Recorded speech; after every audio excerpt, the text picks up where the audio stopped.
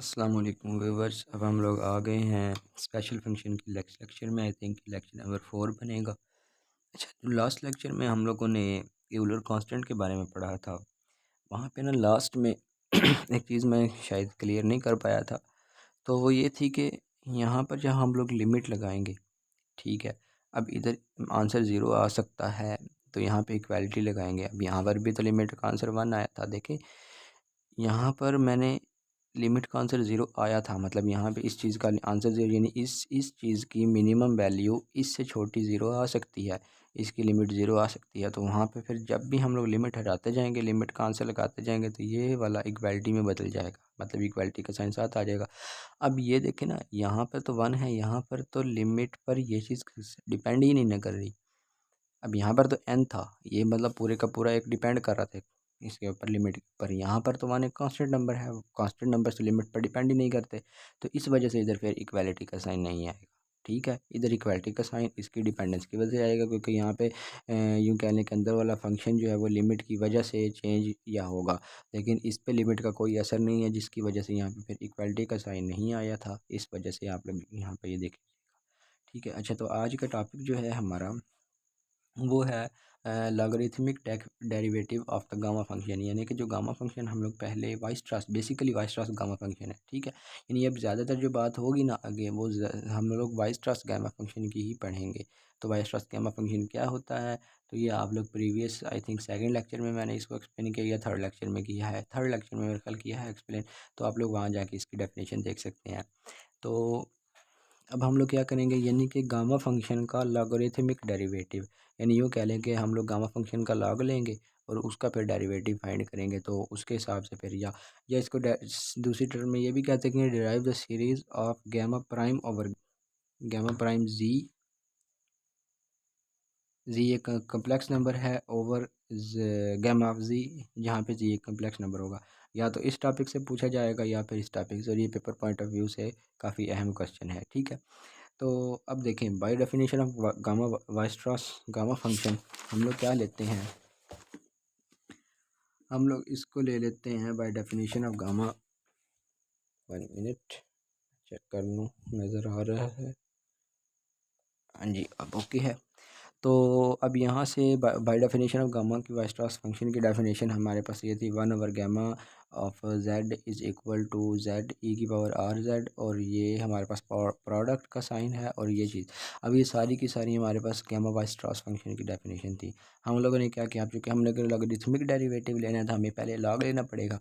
हम लोगों ने लॉग लिया, तो अब दोनों तरफ हम लोगों ने कॉमन लॉग लगा लिया। ठीक है, तो इसको कॉमन लॉग पढ़ते हैं। दो किस्म के लॉग होते हैं ना, एक नेचुरल लॉग होता है, कॉमन लॉग। इसको हम लोग नेचुरल लॉग बोलते हैं, और इसको हम लोग कॉमन लॉग बोलते हैं। इसकी बेस ई होती है, ई। ठीक है, और इसकी बेस 10 होती है। एक ये बेसिस का कंसेप्ट आप लोग 9th में जाके बुक पे देख लीजिएगा, वहाँ पर ये लॉग का चैप्टर है, तो वहाँ पे सारा कुछ हुआ। ठीक है, अब हम लोगों ने क्या किया, हम लोगों ने यहाँ लॉग की प्रॉपर्टी यूज़ की, तो वहाँ जाके आप लोग लॉग की प्रॉपर्टीज़ भी पहले लाजमी देखें, और उसके बाद फिर ये चीज़ देखें।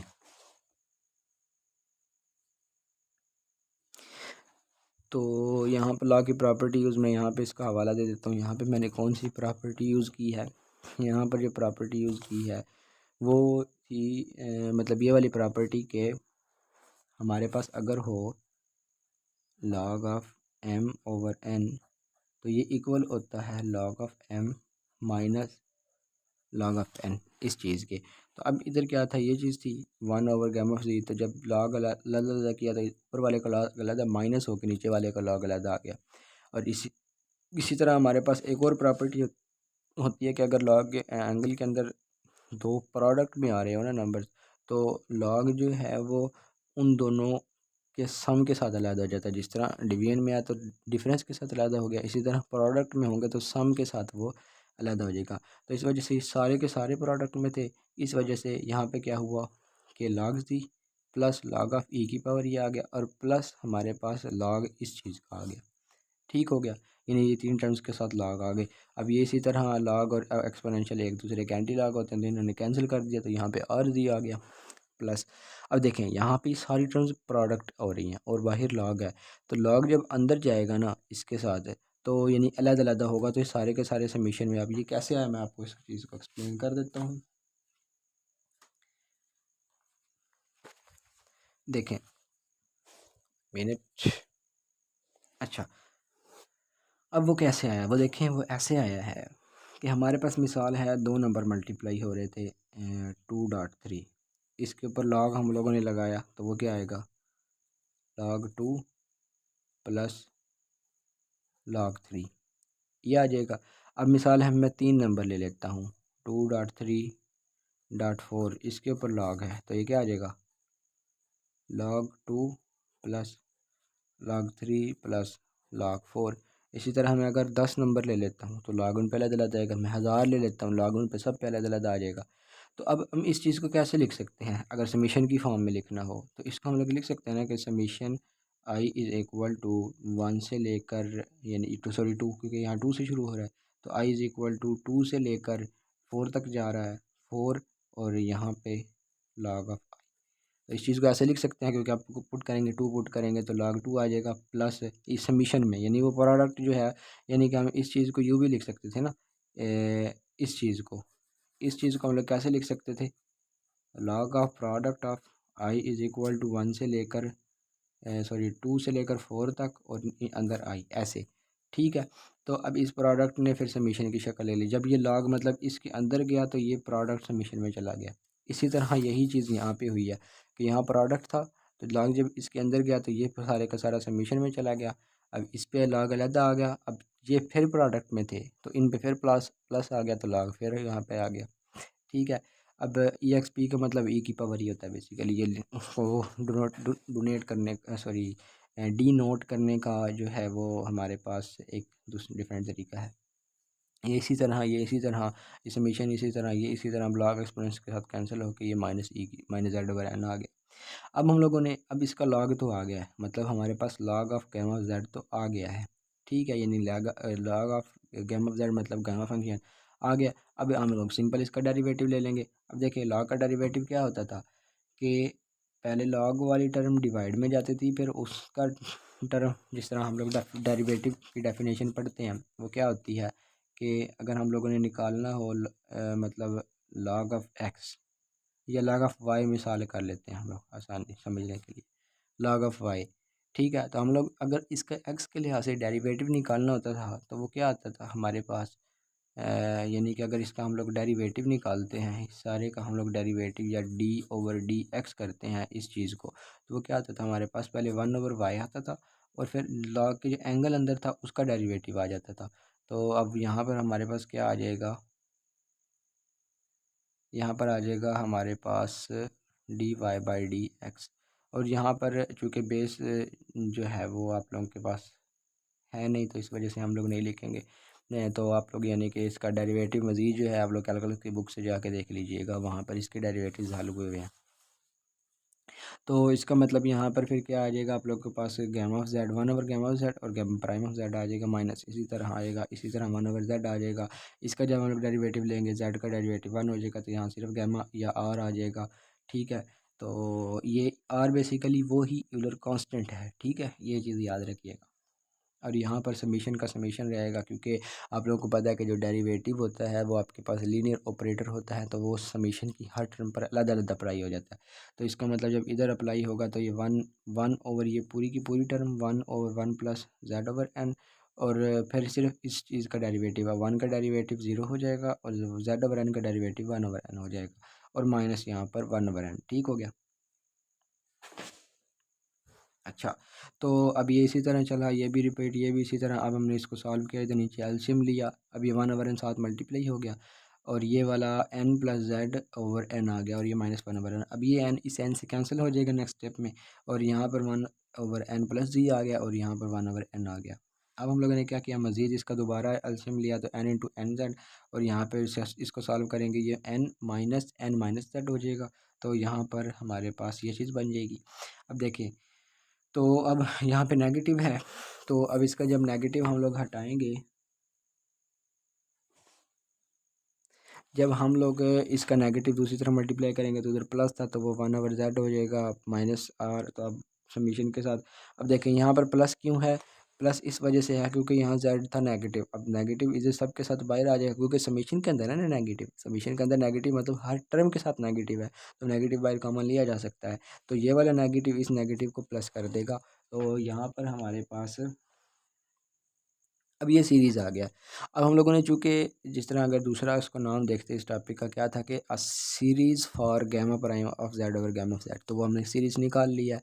अब देखें यहाँ पर बात की गई कि the series on L right hand side is absolutely और uniformly convergent in any close region excluding the singular points of gamma of C. अब देखें अब इसमें कुछ चीज़ें यूज़ हुई हैं, पहले हम उन चीज़ों को थोड़ा ब्रीफली देख लेते हैं। इनको डिटेल से अगर आप लोगों ने पढ़ना है तो आप लोगों को कैलकुलस के कंसेप्ट आने चाहिए, तो ये चीज़ें कैलकुलस में यूज़ होती हैं जहाँ पे हम लोग सीरीज़ की कन्वर्जेंस को चेक करते हैं।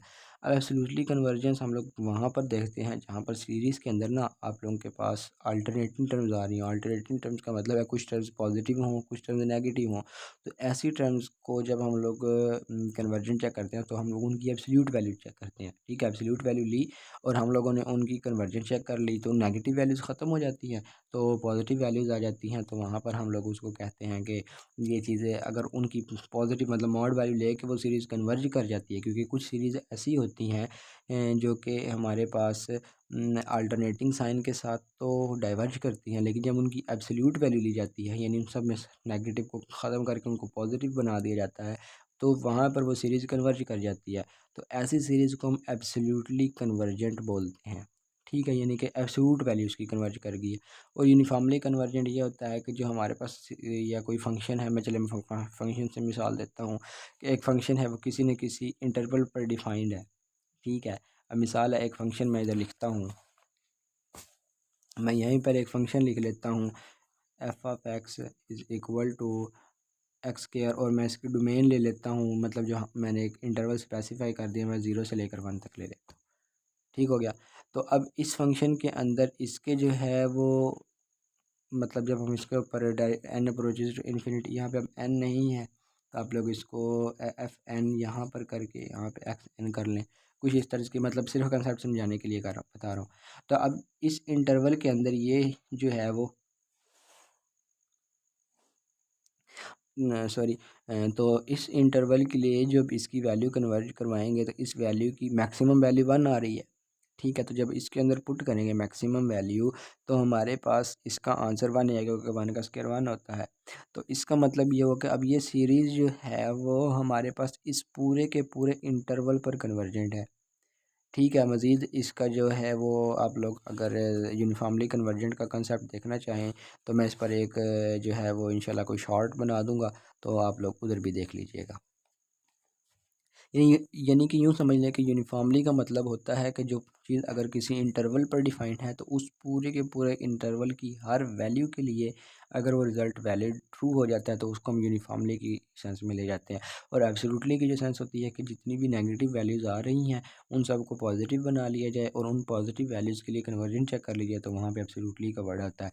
अच्छा, अब आगे वर्ड आ रहा है कि क्लोज्ड रीजन। क्लोज्ड रीजन ऐसे रीजन को बोलते हैं कि जिसकी बाउंड्रीज़ जो हैं वो चारों तरफ से बंद हों। जिस तरह आप लोग मिसाल है एक समझ लें कि मैं एक सर्कल लगाता हूँ, यहाँ पर एक सर्कल मैंने ड्रा किया। अब ये सर्कल चारों तरफ से क्लोज्ड है तो ये क्लोज्ड सरफेस होगी, ये आप कह लेंगे क्लोज्ड फिगर होगी कि जिसकी हमारे पास बाउंड्री स्पेसिफाई कर दी गई, हम इन बाउंड्री से बाहर नहीं जा सकते। ये इसको हम क्लोज्ड रीजन भी कह सकते हैं। Excluding the singular points. अब सिंगुलर पॉइंट्स को एक्सक्लूड अब सिंगुलर पॉइंट्स पहले देखते हैं हम लोग क्या आते हैं। सिंगुलर पॉइंट्स ऐसे पॉइंट्स को कहा जाता है जिनके ऊपर फंक्शन अनडिफाइंड हो रहा हो। ठीक है, अब देखें गैम ऑफ जेड मिसाल है, मैं इधर से आप लोगों को एक पर्टिकुलर मिसाल देता हूँ। अब एक फंक्शन हमारे पास लिखा हुआ है f of x is equal to x over x plus 1। ये एक फ़ंक्शन लिखा हुआ है और वो कह रहा है कि इस फंक्शन के सिंगुलर पॉइंट्स निकाल के दें। अब सिंगुलर पॉइंट्स ऐसे पॉइंट्स होंगे जिसके ऊपर ये फंक्शन अनडिफाइंड होएगा। ठीक है, अब हम लोग ना इसकी डोमेन देखते हैं। अब अगर इसकी डोमेन देखें तो या डोमेन को छोड़ें, आप ऐसे पॉइंट्स देख लें अपनी आसानी के लिए जिनके ऊपर नीचे मतलब अनडिफाइंड के लिए नीचे 0 बनाना होता है ना। तो अब हम लोग नीचे 0 सिर्फ किन पॉइंट्स पर बन सकता है, सिर्फ -1 के अलावा और कोई भी किसी भी तरीके से नीचे ज़ीरो नहीं बनाया जा सकता। ऊपर बनाया जा सकता है कि x को ज़ीरो ले लिया जाए, नीचे ज़ीरो नहीं बन सकता। तो इसका मतलब x इज़ इक्वल टू -1 इस फंक्शन का सिंगुलर पॉइंट होगा। अब ज़रूरी नहीं है कि एक फंक्शन के सिर्फ एक ही सिंगुलर पॉइंट हो, दो भी हो सकते हैं, तीन भी हो सकते हैं, चार भी हो सकते हैं। जिस तरह हम इसी को ही F of x is equal to x over X square -1 कर लेते। अब यहाँ पे +1 और -1 दोनों के दोनों यहाँ पे इस फंक्शन के सिंगुलर पॉइंट्स होंगे। अब 3 4 भी हो सकते हैं, 5 भी हो सकते हैं, ज़्यादा भी हो सकते हैं, वो डिपेंड करता है, ठीक है, फंक्शन के ऊपर। तो सिंगुलर पॉइंट ऐसा पॉइंट होगा जिसके ऊपर फंक्शन अनडिफाइंड आ रहा हो, ठीक हो गया। तो इसका मतलब एक्सक्लूड क्यों करा, देखें एक्सक्लूड हम सिंगुलर पॉइंट्स को जाहिर सी बात है इसी वजह से करेंगे ना कि फंक्शन उन पॉइंट्स पर अनडिफाइंड आ रहा था, तो हम उन पॉइंट्स को निकाल देंगे। उन पॉइंट्स के अलावा जो है वो हमारे पास कन्वर्जन। अच्छा, अब मैं बताता हूँ कि ये लाइन क्या कह रही है कि the series on the left hand side is absolutely and uniformly convergent in any closed region excluding the single points of gamma of z।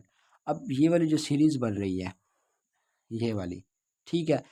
तो अब ये वाली जो सीरीज़ है वो कह रहा है कि लेफ़्ट राइट हैंड साइड के ऊपर ये वाली जो सीरीज़ है ये एब्सोल्युटली कन्वर्जेंट भी है, यूनिफॉर्मली कन्वर्जेंट भी है किसी भी क्लोज रीजन के अंदर।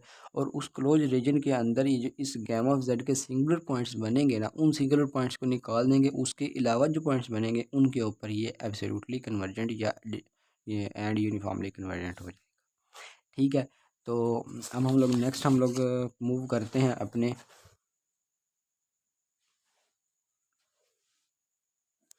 अच्छा, अब हम लोगों ने प्रीवियसली देखा था गैमा ऑफ 1 के बराबर था, मतलब हम लोगों ने यहाँ पर gamma of 1 is equal to 1 ये चीज़ हम लोगों ने पहले भी देखी थी, लेकिन वो किसके लिए देखी थी, रियल मतलब जो इसकी डेफिनेशन थी गैमा की।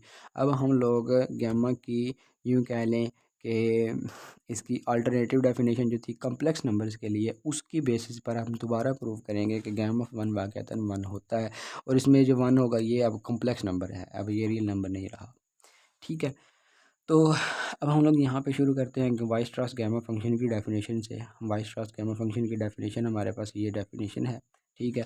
हम लोगों ने चूँकि यहाँ पे 1 बनाना था तो हम लोगों ने गामा को जेड को 1 से रिप्लेस कर दिया, तो यहाँ पे 1 आ गया, यहाँ पे 1, यहाँ पे 1 आ गया, यहाँ पे 1 और यहाँ पे 1 आ गया, ठीक हो गया।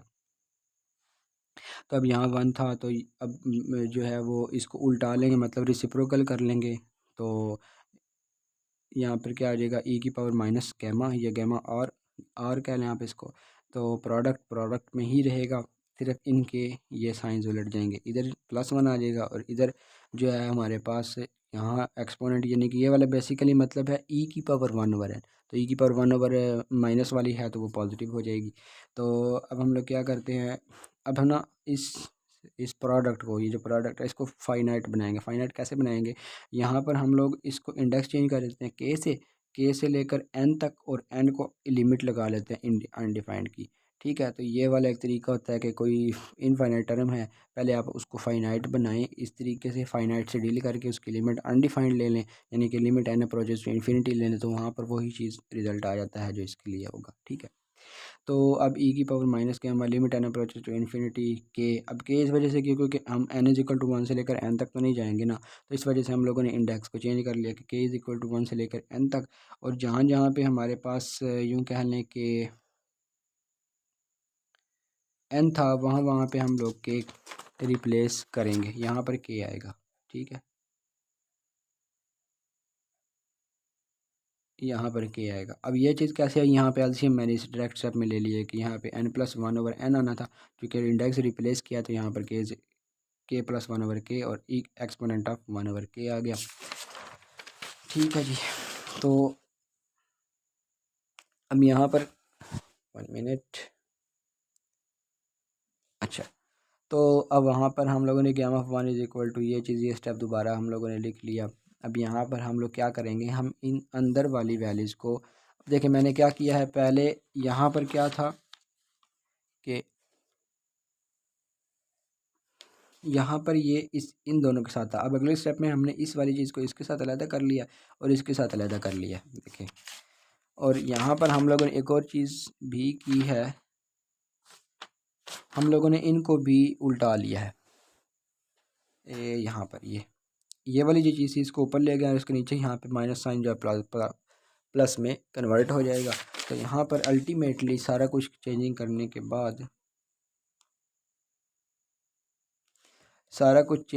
के बाद हमारे पास जो है वो ये टर्म आ गई। ठीक है, अब हम लोग क्या करेंगे, इसको इसी तरह ही रखा। अभी ये किस तरह चेंज हुआ है मैं इसको आप लोगों को एक्सप्लेन करता हूँ दोबारा। आप लोग पहले इस पहली टर्म पे आ जाए।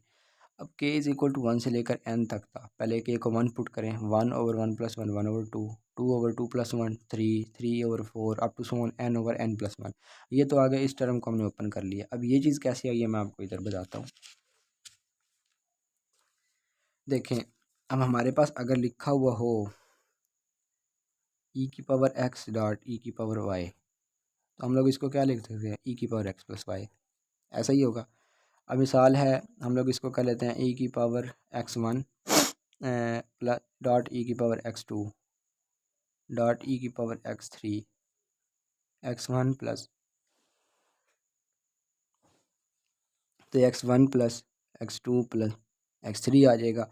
अच्छा, अब ये अगर 3 तक है, 4 हो जाए, 5 हो जाए, n तक हो जाए, तो इसको हम लोग ऐसे लिख सकते हैं ना कि i इज़ इक्वल टू 1 से लेकर n तक e⁻xi, ऐसे लिखा जा सकता है।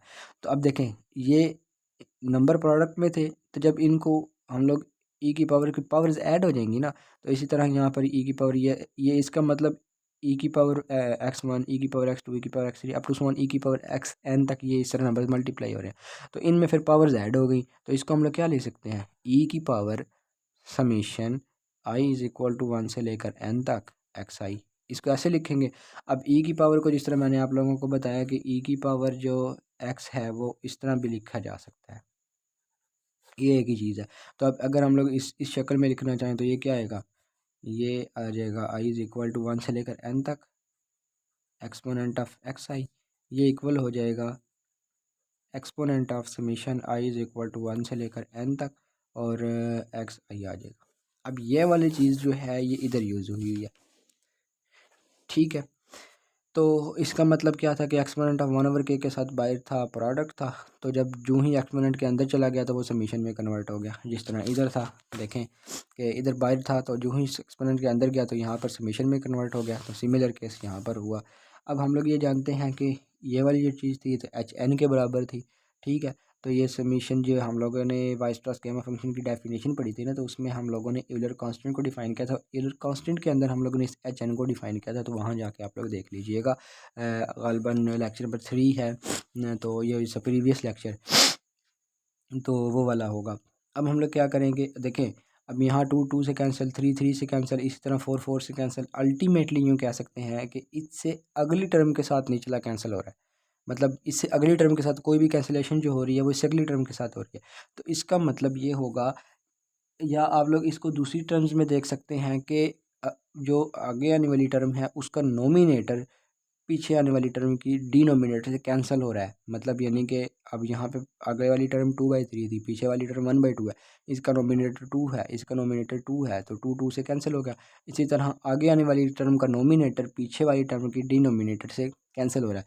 तो इसका मतलब कि इस n के लिए भी कोई ना कोई पीछे ऐसी वैल्यू होगी जिसके लिए यहाँ पर n डिवीन में आ रहा होगा और उससे कैंसिल हो जाएगा। तो इसका मतलब यहाँ पर सिर्फ जो टर्म आगे बचेगी, अब n+1 का आगे कोई टर्म तो है नहीं जिससे n+1 ऊपर वाले जिससे कैंसिल हो जाए, तो इस वजह से यहाँ पे 1/n+1 बच जाएगा और ये वाला आ जाएगा एक्सपोनेंट ऑफ HN, क्योंकि ये HN के बराबर है। ठीक है, अच्छा, अब हम लोगों ने ना थोड़ी सी जो है यूँ कह लें कि एरर टर्म ऐड की है। अब एरर टर्म क्यों ऐड की है, क्योंकि देखें अब कोई भी कैलकुलेशन हम लोग कर रहे होते हैं तो उसके अंदर कहीं ना कहीं थोड़ा बहुत एरर तो होता है। ठीक है, पॉइंट्स का एरर हो जाए, या आप लोग एरर्स डिफरेंट तरह के होते हैं। जिस तरह मशीन के लिहाज से जो आप कैलकुलेटर यूज़ कर रहे हैं, हो सकता है उसकी कैपेबिलिटीज़ डिफरेंट हों, उसमें कोई मटेरियल डिफरेंट यूज़ किया गया हो जिससे हो सकता है उसकी कैलकुलेशन में डिफरेंस आ जाए।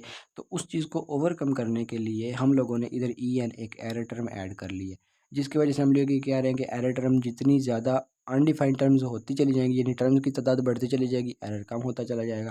तो इस वजह से हम लोगों ने क्या दिया कि जहाँ n अप्रोच करेगा, जब भी n अप्रोच करेगा इन्फिनिटी को, वहाँ पे हम EN की वैल्यू ज़ीरो कर देंगे। EN कह लें, एप्सिलॉन n कह लें। और HN की वैल्यू हमें पता थी कि क्या होती है। देखिए, हम लोग यूलर कांस्टेंट की डेफिनेशन क्या पढ़ते हैं कि Euler constant is equal to h n minus log n, ये चीज़ डेफिनेशन पढ़ते थे हम लोग। तो इधर से हम लोग एच एन की वैल्यू निकाल लें तो वो Euler constant plus gamma of N आ जाएगा, तो वो वैल्यू लगाई और साथ हम लोगों ने एरर टर्म लगा ली। तो अब जब हम इसकी लिमिट अनडिफाइंड करेंगे ना, तो ये वाली जो टर्म है ना, इसके अंदर जो एक्सपोनेंट आएगा ना, ये तो ज़ीरो कन्वर्ट कर जाएगा।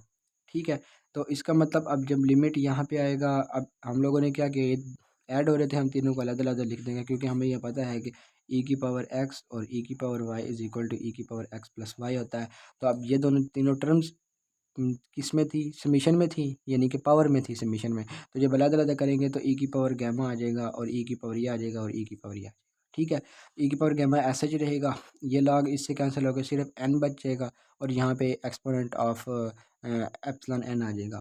तो अब जो है इसको सिंपलीफाई किया तो हमारे पास क्या, अब चूँकि ई की पावर एक्सपोनेंट ऑफ जो गैमा है या यूलर कांस्टेंट जो है, ये हमारे पास चूँकि एन पे डिपेंड नहीं करा तो हम इसको लिमिट से बाहर लिख सकते हैं। तो ई की पावर, अब मैंने जिस तरह कहा हुआ था कि ई एक्सपोनेंट ऑफ गैमा ये ई की पावर गैमा के बराबर होगा, इसको डायरेक्ट हम लोगों ने ई की पावर गैमा लिख लिया। ठीक है, तो इसकी पावर एक्सपोनेंट ऑफ यही रखा। तो अब देखें यहाँ पे एन था तो ये चीज़ आ गई। अब लिमिट का रूल होता है कि प्रोडक्ट के ऊपर अलग अलग अप्लाई हो जाती है, तो इसके ऊपर अलग अप्लाई होगी, इसके ऊपर अलग अप्लाई होगी। अब ये भी एक रूल होता है कि वो जो पावर्स में जाके ना अलग अप्लाई हो जाती है लिमिट, यानी कि अगर लिमिट लिखी है ना, लिमिट ऑफ ई लिखी हुई है, यानी ई की पावर एक्स लिखी हुई है, तो हम लोग इसको ये इक्वल होती है ई की पावर लिमिट ऑफ एक्स, यानी कि ई की पावर में चली जाती है लिमिट। तो उधर से हम लोगों ने इसकी लिमिट को अंदर ले गए। तो अब यहाँ पे मैंने क्या कहा था कि एन अप्रोच करेगा, अगर एन अप्रोच करेगा इन्फिनिटी को तो ये चीज़ एरर टर्म ज़ीरो हो जाएगी, इस वजह से ये ज़ीरो हुई, तो ई की पावर ज़ीरो यहाँ पे वन। अब ये कैसे किया, ये लिमिट एट इन्फिनिटी जो हम लोग निकालते हैं, कि हम लोग कोशिश करते हैं इसको सिंप्लीफाई इस तरह से किया जाए कि हमारे पास नीचे ज़ीरो बनने का चांस ना आए, यानी कि टर्म अनडिफाइंड ना बने। इसके लिए हम नीचे से भी एन कॉमन ले लेंगे। अब कॉमन लेने का इसका तरीका ये होता है कि नोमिनेटर में से भी सबसे बड़ी पावर वाला नंबर कॉमन ले लिया जाए और इसमें से भी सबसे ऊपर वाली में से भी सबसे बड़ी नंबर वाला कॉमन ले लिया जाए। अब ऊपर तो है ही एक टर्म, तो इसलिए इसको ज़रूरत नहीं है, नीचे दो टर्म्स हैं तो उसमें से एन को कॉमन ले लेंगे हम लोग। ठीक है, तो इधर चूँकि एन था, इधर वन आ जाएगा, इधर एन नहीं थी, इधर वन ओवर एन आ जाएगा, तो एन एन से कैंसिल, तो ये वाली टर्म बच जाएगी। अब देखें इसके ऊपर जब लिमिट अनडिफाइंड लगाएंगे, अब लिमिट इसके ऊपर अनडिफाइंड लगाएंगे तो one over one plus one over infinity आएगा, वन इन्फिनिटी ज़ीरो, ये टर्म ज़ीरो हो जाएगी, तो ये वन आ जाएगा और ये भी वन आ जाएगा। तो इस तरह से देखा जाए इस लिहाज से, तो ये लिमिट, ये चीज़ मैंने स्टेप को दोबारा लिख दिया, तो ये ज़ीरो है। ठीक है, तो इधर से फिर हमारे पास क्या आ जाएगा कि लिमिट जो है वो one over infinity one, one और आंसर वन। अब शुरू में हम गैम ऑफ वन चलाते आ रहे थे, यानी कि यहाँ से हम लोग गैम ऑफ वन चलाते आ रहे हैं और यहाँ पर gamma of one is equal to one, यही चीज़ हम लोगों ने प्रूव करनी थी। ठीक है, अब नेक्स्ट रिजल्ट जो है वो हमारे पास है, और ये हमारे पास आज के टॉपिक का लास्ट क्वेश्चन है। तो इंशाल्लाह अब नेक्स्ट लेक्चर में फिर हम लोग इसकी Euler product of gamma of ज़ीगर टॉपिक पढ़ेंगे। तो मिनट में कैमरा सेट कर लूँ। ठीक है, सेट। तो अब हम यहाँ पे ये प्रूव करेंगे कि गैमा प्राइम, यानी कि इस चीज़ का उस डेफिनेशन गैमा वाइस्ट्रास की जो डेफिनेशन है उसके मुताबिक अगर इसका डेरिवेटिव लिया जाए तो यहाँ माइनस यूलर कांस्टेंट आता है, यानी कि यूलर कांस्टेंट के नेगेटिव के बराबर। और यहाँ पे ये चीज़ याद रखनी है कि ये वन एक कॉम्प्लेक्स नंबर है, रियल नंबर नहीं है। तो हम लोग सिमिलरली इसको दो तरीक़ों से किया जा सकता था। इजी वे इधर किया हुआ है, थोड़ा मुश्किल वे ये है कि आप लोग यूलर जो वाइस्ट्रास गैमा फंक्शन है पहले वो लगाते, फिर उसका डेरिवेटिव लेते, तो उसका डेरिवेटिव लेकर फिर आप लोग उसको सॉल्व करते, मतलब सिंप्लीफाई करके फिर जेड की जगह वन लगा देते। अब आसान तरीका ये है कि हम लोगों ने जो लॉगरिथमिक डेरिवेटिव ऑफ गैमा पढ़ा है, इससे ही मतलब इसी लेक्चर का जो पहला टॉपिक था, तो उस टॉपिक के अंदर हम लोगों ने ये ड्राइव किया था कि gamma prime of z over gamma of z is equal to ये चीज़ होती है। ये हम लोगों ने उस टॉपिक में प्रूव किया था, मतलब ये वाला, ये। ठीक है, तो अब इसी चीज़ को, अब चूँकि इसमें प्राइम की टर्म आ रही है तो हम लोग इसको यूज़ कर सकते हैं। अब इसके अंदर हम लोगों ने जेड को वन पुट किया तो gamma prime of one over one आ गया, तो यहाँ पर माइनस वन ओवर वन, इसी तरह यहाँ पर जहाँ जहाँ जेड है वहाँ वहाँ वन लग जाएगा। ठीक हो गया। अब यहाँ पर क्या हुआ कि गैमा ऑफ वन तो वन था, ठीक है, हम लोग पिछले प्रूव कर चुके हैं। तो ये gamma prime of 1 is equal to ये चीज़ आ गई। अब बेसिकली यूँ करना है कि हम लोगों ने इस चीज़ को सॉल्व करना है। अब हम लोगों ने 1/1 प्लस ये चीज़ हम लोगों ने कंसिडर कर ली। ठीक है, हम लोगों ने पार्शियल फ्रैक्शन की। पार्शियल फ्रैक्शन का क्या कंसेप्ट होता है वो आप लोगों को मैं आइडिया दे देता हूँ, आप लोग फिर सॉल्व खुद कीजिएगा। ना समझ आए तो कमेंट सेक्शन में बताइएगा, मैं इसको एक्सप्लेन कर दूँगा। अब यहाँ पर लिखा हुआ है 1/n इंटू n प्लस 1। ठीक है, तो इसको हम लोग पार्शियल फ्रैक्शन में लिखते हैं a/n प्लस b/n प्लस 1। फिर हम लोग क्या करते हैं, एलसीएम से ये इस टर्म से पूरी इक्वेशन को मल्टीप्लाई करते हैं, तो इज़ इक्वल टू a, तो यहाँ पे n प्लस 1 आ जाएगा और यहाँ पे प्लस b, यहाँ पे n आ जाएगा। ये जब मल्टीप्लाई करेंगे ना हम लोग, तो इसमें सेम रख, क्योंकि ये वाली टर्म इधर आएगी तो n से कैंसिल, तो n प्लस 1 मल्टीप्लाई हो जाएगा, तो इधर n प्लस 1 कैंसिल हो जाएगा, तो n बच जाएगा। अब इस इक्वेशन के अंदर पहले हम लोग ये वाली टर्म में से n is equal to 0 put करते हैं, तो उससे हमारे पास a की वैल्यू आ जाएगी। ठीक है, और फिर हम लोग नेक्स्ट जो है वो a की वैल्यू निकालने के बाद इसी इक्वेशन में यहाँ से हम लोग n प्लस 1 को 0 के बराबर पुट करते हैं इसी इक्वेशन के अंदर, तो हम लोगों को यहाँ से n क्या -1, तो यहाँ -1, यहाँ से फिर b की वैल्यू आएगी। वो फिर हम लोग a और b की वैल्यूज़ इसमें पुट करते हैं, तो ये पार्शियल फ्रैक्शन से रिजॉल्व हो जाता है। तो सिमिलरली हम लोगों ने इधर पार्शियल फ्रैक्शन लगाई, तो यहाँ पे 1 a और b की वैल्यूज़ 1 और यानी a की वैल्यू 1 और b की वैल्यू -1 कह लें, वो आएगी। तो यहाँ पर हम लोग इसको इस तरह लिख लेंगे। अब आगे क्या होता है, आगे तो बहुत सिंपल सा काम है, यानी कि बेसिकली अब हम लोगों ने इसको बना लिया है ये। अब इसकी जगह जब ये पुट करेंगे तो यहाँ पर जो है वो ये आ गया हमारे पास। ठीक है, उसकी वैल्यू मतलब हम लोगों ने यहाँ पर टर्म क्या थी कि summation n is equal to 1 से लेकर इन्फिनिटी तक 1/n इंटू n प्लस 1 ये टर्म थी। अब इस चीज़ को पार्शियल फ्रैक्शन के ज़रिए हम लोगों ने ये बनाया था, तो ये आ गया। अब हम लोग क्या करेंगे, सिमिलरली जिस तरह पिछले में किया है, ये अनडिफाइंड समेशन है, तो हम इसको पहले फाइनाइट बनाएंगे, इंडेक्स चेंज करेंगे, लिमिट लगा लेंगे। ठीक है, तो अब ये गामा प्लस नहीं है, ये प्लस, ये वाला प्लस है यहाँ पे। ठीक है, तो अब हम लोग क्या करेंगे, इसको समेशन को अलग-अलग कर लेंगे या इसके ऊपर अप्लाई डायरेक्ट कर देंगे। पहले 1 पुट किया तो 1/1 माइनस 1/2 हो जाएगा, यानी 1 + 1 2। फिर 2 के लिए 1/2 minus 1/3 up to so on, ये चलता चला जाएगा। तो ये हमारे पास 1/n माइनस ये आ जाएगा। अब देखा जाए तो सेकंड टर्म थर्ड टर्म में से माइनस हो रही है, मतलब हर प्रीवियस टर्म आगे आने वाली टर्म में से माइनस हो रही है, लेकिन 1 का आगे नहीं है, यानी कि 1/2 इससे कैंसिल, 1/3। तो इसी तरह आते आते हमारे पास 1/n जो है, इससे प्रीवियस कोई 1/n नेगेटिव का भी होगा, वो उसको कैंसिल कर देगा। तो एक पहली टर्म बचेगी और एक आखिरी टर्म बचेगी, जिससे 1 माइनस 1/n प्लस 1 आएगा। देखिए मैं दोबारा बता देता हूँ, तो देखें ना, दरमियान वाली सारी टर्म्स कैंसिल हो रही हैं, मतलब अब इसका भी नेगेटिव नहीं है। अब इसका नेगेटिव यहाँ से देखें तो इसका नेगेटिव आगे है, इसी तरह इसका नेगेटिव आगे है, इसी तरह यहाँ अप टू सोन चलते चलते अगर इसको हम थोड़ा सा और लैंग्वेज में देखें तो इसका नेगेटिव पीछे है, इसका नेगेटिव पीछे है, यानी कि इसका आगे +1/3 आएगा, उसका पीछे है, तो इसका मतलब 1/n का नेगेटिव -1/n जो है वो कहीं पीछे होगा, तो वो कैंसिल हो जाएगा। अब इससे पीछे ना तो n+1 वाली कोई टर्म है, ना इससे आगे 1 वाली टर्म है, तो ये दो टर्म्स बच जाएंगी। अब इन दोनों के ऊपर लिमिट अलग-अलग कर देंगे, तो लिमिट चूँकि 1 के ऊपर लगेगी नहीं, तो वो +1 वैसे ही का वैसा बाहर आ जाएगा और लिमिट जो है वो इसके ऊपर लग जाएगी। अब जब हम इसके ऊपर डायरेक्ट पुट करेंगे, अब यहाँ 1 से कैंसिल हो गया, तो यहाँ माइनस गामा बचा। इसके ऊपर इसके ऊपर हम लोगों ने डायरेक्ट लिमिट लगाई, तो 1/∞ बन गया, 1/∞ 0 होता है, तो यहाँ पर ये माइनस गामा बच गया। तो ये हमारे पास जो है वो आज का टॉपिक था। तो उम्मीद है आप लोगों को इसकी समझ आई होगी, जिस टाइप की कन्फ्यूजन हुई है जहाँ से समझ ना आ सकी या कोई देखें अब मैं लेक्चर जो है वो बनाते हुए एक्सपीरियंस होता है, तो मेरा जो कि आप लोग यूँ समझ लें कि फ़र्स्ट टाइम ही है।